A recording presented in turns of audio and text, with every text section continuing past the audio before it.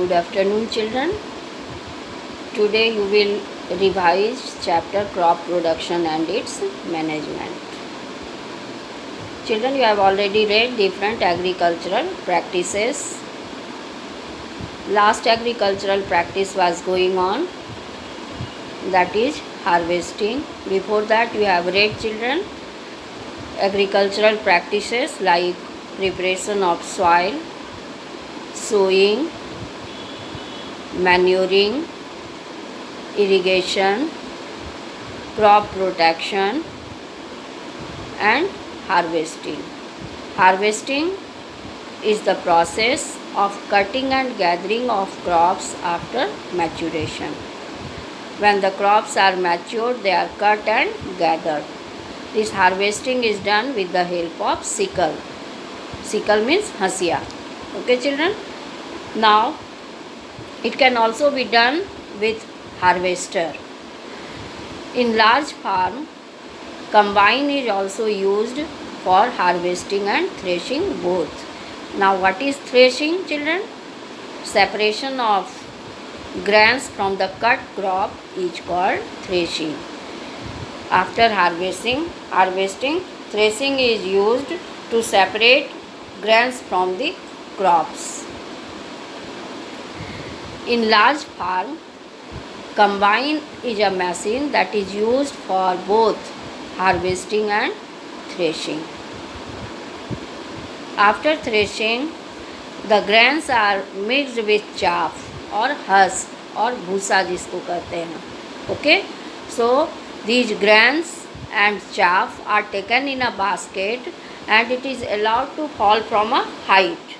Now the grains are collected at one place because they are heavier and the chaff is lighter, so it is blown away with air. Okay, children, this process is called winnowing. So winnowing is a method of separating grains from the chaff. Okay, now the grains are ready to be stored by the farmers. Now grains, before storage, the grains are dried in the sunlight. Why it is required to dry in the sunlight? To remove the moisture, because in the moisture the microbes may grow and they may spoil the grains. Therefore, before storage of grains are dried in the sunlight to remove the moisture. Okay, children, and removal of moisture does not allow the microbe to grow and the grains can be stored or can be preserved for a longer time.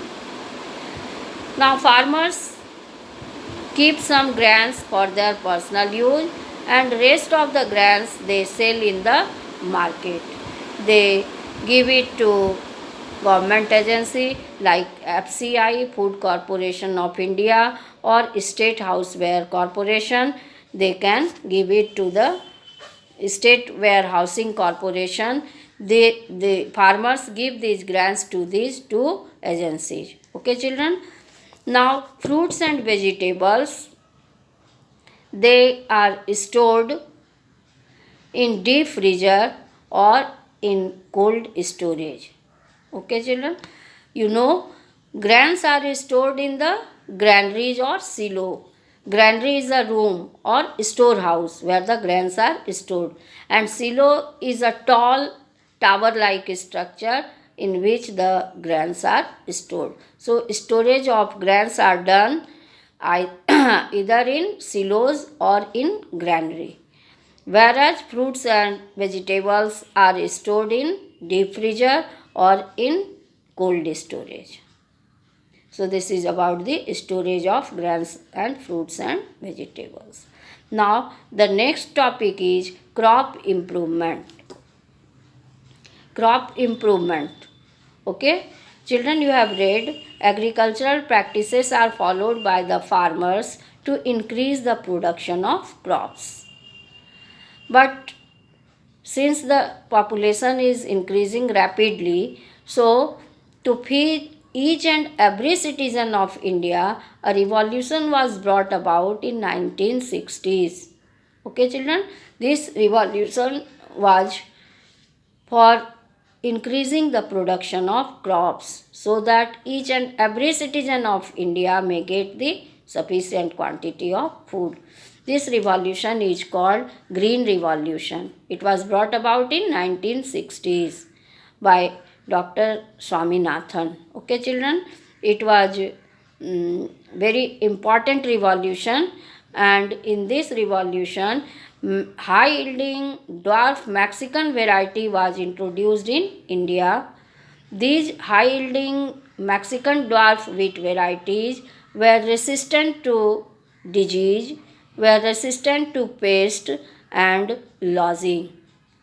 So it was very good variety and very good quantity of production was achieved due to this high yielding variety. Okay, children.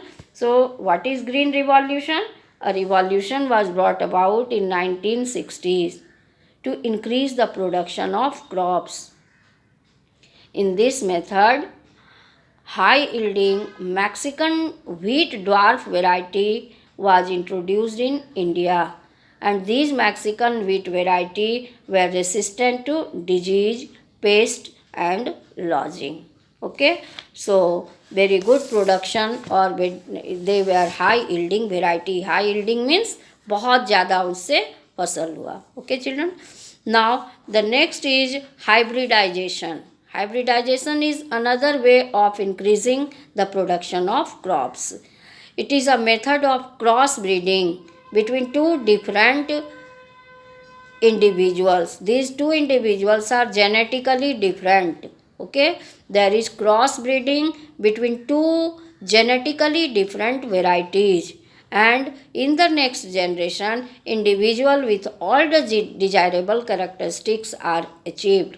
Okay, suppose there are two varieties, variety 1, variety B. Okay, variety A, variety B. Variety A is high yielding variety and variety B is resistant to disease, resistant to pest and resistant to lozing.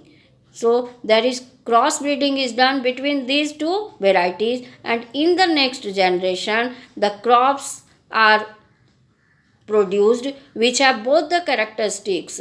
Means these crops will have high yielding variety quality and they will be also resistant to disease, pest and lozing. So this is a method of increasing the production of crop, hybridization. Okay, children, hybridization means crossbreeding between two genetically different varieties to achieve the individual of next generation with all the desirable characteristics. Okay, suppose variety A has which characteristic? High yielding variety. High yielding means giving very good production of crops, and this variety B is resistant to disease, resistant to pest and lodging. So in the next generation crops will be grown which have both the characteristic. These crops of next generation will be high yielding and they will be also resistant to pest, disease and lozing. In this way, the crops can be improved. This is a method of crop improvement. In animals also, you can see very good example of mule. Mule is produced by cross breeding between horse and donkey. Horse has desirable characteristics. What is desirable characteristic? It eats less. It is economic to keep. Okay, children, because we have to not spend much money on feeding of horse. And next is donkey. Donkey is very hard working, so they have two desirable characteristics. These are two different varieties, genetically they are different. Horse and donkey both are genetically different. When there is cross breeding between horse and donkey, then in the next generation mule is produced which have both the characteristics. Mule is very economic to keep because mule eat less and it works hard.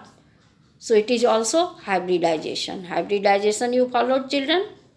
Cross breeding between two genetically different individuals to produce the individual with all the desirable characteristics. Okay, children? Now one term is emasculation in your book. Emasculation. Okay. Now suppose two varieties are taken, variety A, variety B. Anther of variety A is removed. You know children what is anther? Anther and filament. Two parts are there in a stamen. Stamen is the male reproductive part of the plant. All of you have read in the previous class. Flower is the reproductive part of the plant. In the flower there are four holes: sepals, petals, stamen and pistil. Stamen is the male reproductive part which consists of two things: anther and filament. The upper swollen part is called anther, where the pollen grains are produced. Okay, so when we are, and pistil is the female reproductive part which consists of three parts: stigma, style and ovary. Okay, so you have seen children that if two varieties are taken, variety A and variety B, anther of variety A is removed. Now the anther of variety B is taken and the anther of variety B is dusted on the stigma of variety A, and then this stigma is tied with a polythene. In this way you have seen children that the crop improvement can be done, and it is a very good way of increasing the production of crops.